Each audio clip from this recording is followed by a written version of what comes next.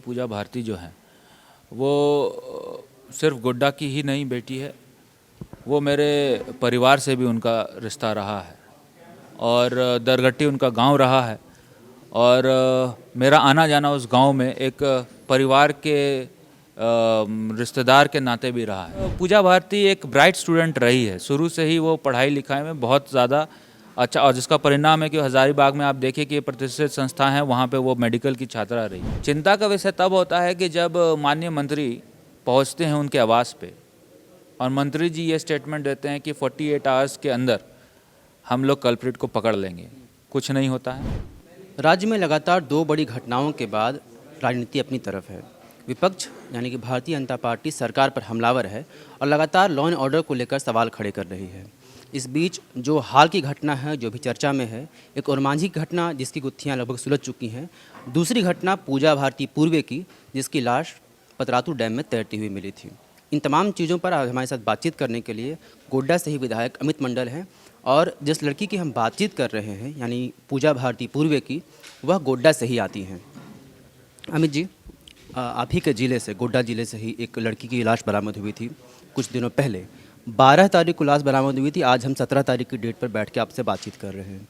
5 दिनों का लंबा वक्त बीत गया है, अभी तक पुलिस के हाथ खाली हैं और आप और आपकी पूरी जो पार्टी है इस चीज़ पर सरकार के सामने सवाल खड़े कर रही है और उसे नाकाम बता रही है। क्या लग रहा है कि 5 दिनों में अभी तक हाथ क्यों खाली हैं पुलिस के, और ये किस तरफ की चीज़ें जा रही हैं? देखिए, सबसे पहले मैं आपको बताना चाहूँगा कि पूजा भारती जो है वो सिर्फ गोड्डा की ही नहीं बेटी है, वो मेरे परिवार से भी उनका रिश्ता रहा है और दरगट्टी उनका गांव रहा है। और मेरा आना जाना उस गांव में एक परिवार के रिश्तेदार के नाते भी रहा है। तो मुझे तो डबल पीड़ा है, पहला कि मेरे विधानसभा की ये घटना, और दूसरा एक करीबी है जिसको हम लोगों ने खोया है। और पूजा भारती एक ब्राइट स्टूडेंट रही है, शुरू से ही वो पढ़ाई लिखाई में बहुत ज़्यादा अच्छा, और जिसका परिणाम है कि हज़ारीबाग में आप देखिए कि प्रतिष्ठित संस्था है, वहाँ पे वो मेडिकल की छात्रा रही। और इस परिस्थिति में अगर मान लीजिए कि जो लड़की, जो बच्ची शहर से निकलती है, गोड्डा से निकलती है और हज़ारीबाग जाती है, दिल्ली जाती है या रांची जाती है, और वहाँ अगर वो सुरक्षित महसूस नहीं करती है, तो कहीं ना कहीं जो ट्रेंड है बच्ची को पढ़ाने का, बच्ची को एक्सपोजर देने का, वो प्रभावित होता है।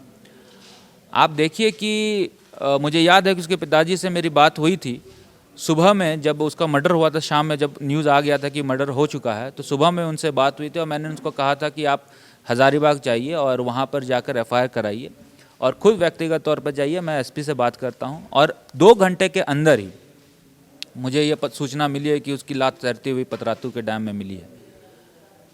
मुझे लगता है कि 5 दिन हो गया, जैसा कि आप कह रहे थे।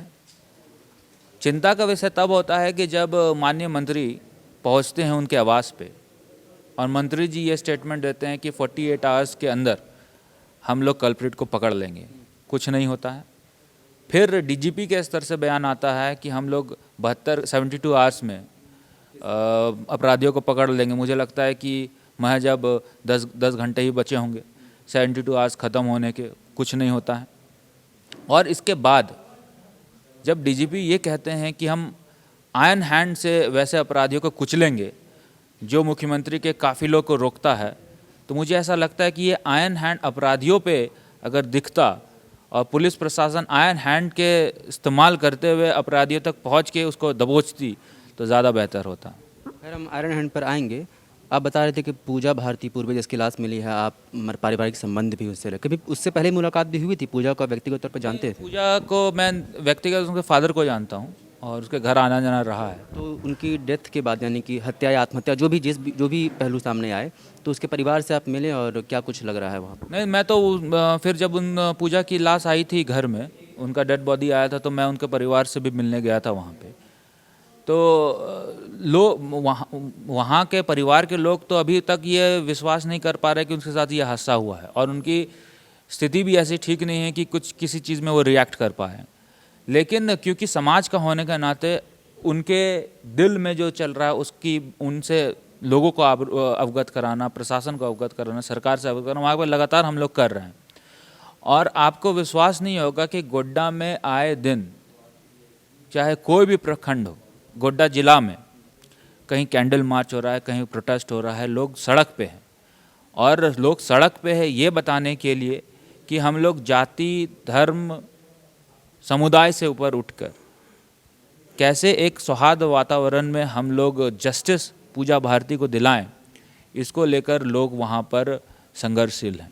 अच्छा, ये तस्वीरें जो बात कर रहे हैं अमित जी की, जिस तरह का आक्रोश देखने को मिल रहे हैं, इसके वीडियो सोशल मीडिया पर वायरल हैं, आप लोग भी देख ही रहे होंगे। एक जो लगातार बात डीजीपी की तरफ से, प्रशासन की तरफ से आती है, वह यह है कि हत्या, बलात्कार, इस तरह के जो मामले हैं, इस पर सरकार या पुलिस बहुत कुछ नहीं कर पाती, एक सामाजिक बुराई है और यह किसी भी सरकार में हो सकती है।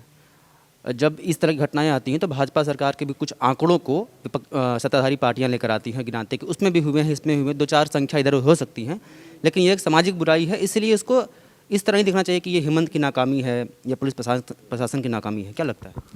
देखिए, जब कोई भी आदमी डिफेंसिव मोड में आके ये सब स्टेटमेंट देने लग जाता है, मुझे ऐसा लगता है कि नाकामी उस दिन से ही उसकी चालू हो जाती है। ये मैं भी मानता हूँ, ये दुनिया मानती है कि भाजपा की सरकार भी थी तो एक ऐसा है कि एक भी हत्या नहीं हुई थी, एक भी रेप नहीं हुआ था। चिंता का विषय तब है कि जब आप आंकड़ों को देखते हैं और जब से सरकार बनी है तब से लेकर अब तक क्राइम की ग्राफ को देखते हैं और क्राइम के नंबर को देखते हो तो लगातार उसमें बढ़ोतरी आई है, मतलब कि ग्राफ ऊपर की तरफ गया है। कोई भी ऐसा महीना नहीं रहा है जब अपराध को रोकने में सरकार या प्रशासन ने सफलता दिखाई हो। जब ऐसा आंकड़ा आने लग जाता है तो मुझे लगता है कि सरकार के हाथ से चीज़ें बदल गई है। रेप हो सकती है, मर्डर हो सकता है, स्वाभाविक तौर से तरह तरह के मानसिकता के लोग रहते हैं। ये भी बात सच है कि सरकार 100% किस में लगाम नहीं लगा पाती है, लेकिन जब आपराधिक गतिविधियां बढ़ने लग जाए, लोगों के अंदर एक डर का माहौल आने लग जाए, लोगों को महसूस होने लग जाए कि हम शाम में निकलेंगे तो घर वापस आ पाएंगे कि नहीं आ पाएंगे, ये जब उनके अंदर फीलिंग आने लग जाए तो मुझे लगता है तब से सरकार के जो आप बोल रहे हैं कि जस्टिफिकेशन है, उसका कोई मायने नहीं रहता उसके बाद। आप अभी जो कि प्रेस कॉन्फ्रेंस अभी आप कर रहे थे और सरकार के तमाम चीज़ों पर, वो खनन को लेकर, बालू की तस्करी को लेकर, तमाम चीज़ों पर सवाल उठा रहे थे आप, क्या लगता है वाकई चीज़ें बढ़ी हैं या फिर सिर्फ राजनीति के लिए कहा जाता है? अब देखिए, अब मैं आपको उदाहरण देता हूँ। आप बोल रहे हैं कि मर्डर की जो चीज़ें वो अमूमन हर सरकार में होती है। मान लीजिए कि गोड्डा को ही हम एग्जाम्पल मान के चलें। गोड्डा में अगर सबसे ज़्यादा कोई दिक्कत है तो वह बालू का। बालू का अवैध खनन को रोकना किसकी जिम्मेदारी है? पुलिस प्रशासन की जिम्मेदारी है, सरकार की जिम्मेदारी है। अब मान लीजिए कि सरकार इसको लूज छोड़ देती है, हाईवा का हाईवा जब निकलने लग जाता है, ट्रक का ट्रक जब निकलने लग जाता है और इस स्पीड से निकलता है कि कोई भी उसके सामने आ जाए उसको रौंद दे, तो मर्डर की घटनाएं होगी। बालू के पैसे को लेकर जब ब्लैक मनी मार्केट में आता है तो आपस में लड़ाई होती है, गोली फायरिंग होती है, हत्याएं होती है।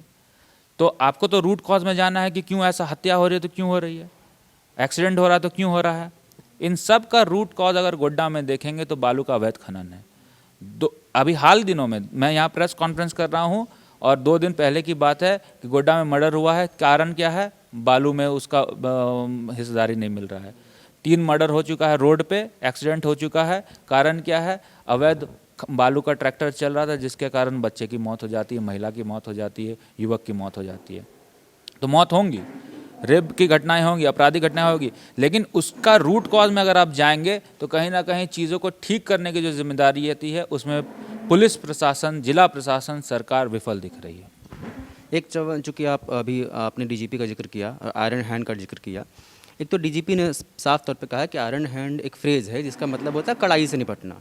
तो कड़ाई से निपटने में कोई बुराई नहीं है और यह अपराधियों के लिए इस्तेमाल किया गया था। तो फिर भारतीय जनता पार्टी के लोग इसमें, ये मेरा सवाल, डीजीपी ने नहीं कहा है कि जब अपराधियों की बात कर रहे हैं कि भाई मुख्यमंत्री के काफिले पर हमला हुआ, बड़ी बात है, अगर ऐसे अपराधियों से निपटने की बात हुई तो बीजेपी इसका विरोध क्यों कर रही है आयरन हैंड का? देखिए, आयरन हैंड फ्रेज है वो मैं भी समझ रहा हूँ, कड़ाई से पालन करना वो मैं भी समझ रहा हूँ, लेकिन कड़ाई से पालन कब करना है? आपको कड़ाई से पालन तब करना है जब मुख्यमंत्री के काफिलों को लोगों ने आक्रोशित होकर रोककर ये बताने का कोशिश किया कि ओरमांझी की घटना से हम लोग स्तब्ध हैं, ओरमांझी की घटनाएं नहीं होनी चाहिए सभ्य समाज में, तभी ये तो बात हुई। मान लीजिए कि लोगों का आक्रोश कब बढ़ता है, लोगों का आक्रोश तब बढ़ता है जब प्रशासनिक तंत्र विफल हो जाता है। आपने वो सिचुएशन क्यों लाने दिया? आपने ये अराजकता की सिचुएशन को कंट्रोल करने के लिए काम क्यों नहीं किया? उस समय आपको आयरन हैंड दिखाना चाहिए था। उस समय अगर आप आयरन हैंड दिखाते तो और जी की घटना नहीं होती, और मान जी की घटना नहीं होती तो मुख्यमंत्री जी का काफिला नहीं रुकता, और मुख्यमंत्री जी का काफिला नहीं रुकता तो फिर डीजीपी को ये बयान नहीं देना पड़ता। आखिरी सवाल मैं आपसे पूछता हूँ, अगर डीजीपी कहते हैं कि आयरन हैंड से निपटेंगे और सत्ताधारी पार्टियों के कुछ लोग जो है वो भाजपा पर आरोप लगाते हैं कि उनके लोग थे जो हत्या में माफ़ कीजिएगा हमले में शामिल थे, ऐसे में जब आयरन हैंड का विरोध किया जाता है तो नहीं लगता कि जो आरोप लगाए जा रहे थे उसको थोड़ा बहुत सत्यापित हो जाता है, क्योंकि जो प्रदर्शनकारी थे उनके समर्थन में भाजपा आ जाती है? देखिए, मैं भी भाजपा का विधायक हूँ। मैंने भी कहा है कि भीड़ जो होता है उसका कोई आईना नहीं होता है, वो किसी पार्टी के नहीं होते हैं, वो कोई धर्म कोई संप्रदाय के नहीं होते। भीड़ भीड़ होता है, और भीड़ में अगर कोई घटना हो जाती है उसको आप भाजपा से जोड़ दीजिएगा तो ये भी न्याय संगत नहीं है, तर्क संगत नहीं है। अगर पुलिस को ऐसा लगता है कि कोई भी व्यक्ति जो उस कांड में सम्मिलित रहा है वो भाजपा से रिलेटेड है, उसका प्रूफ दे दे, और अगर नहीं है तो पुलिस अपना कार्रवाई करे, उसको पकड़े, धर पकड़ कर। भाजपा को कहाँ से दिक्कत है? तो ये थे गोड्डा से विधायक अमित मंडल जी। पूजा भारती के केस को लेकर अभी तक पुलिस के हाथ खाली हैं, कोई सुराग सबूत ऐसे नहीं मिले हैं जिससे यह पता लगाया जा सके कि पूजा भारती की हत्या हुई थी या उसने आत्महत्या की थी या कोई दूसरा एंगल भी हो सकता है। इन तमाम चीज़ों पर गोड्डा में एक तरफ आक्रोश है, लोग सड़कों पर है, और पुलिस ये कह रही है कि हम जल्द से जल्द यानी 72 घंटों के अंदर, ये दो दिन कल का बयान डीजीपी का था कि हम 72 घंटों के अंदर पूजा भारती के इस केस को सॉल्व कर देंगे। क्या होता है ये देखने की बात होगी, तब तक आप द फॉलोअप देखते रहिए। अपने साथी सनी सारद के साथ मैं विवेक, नमस्कार। Followup.in. Like, share, and subscribe. www.thefollowup.in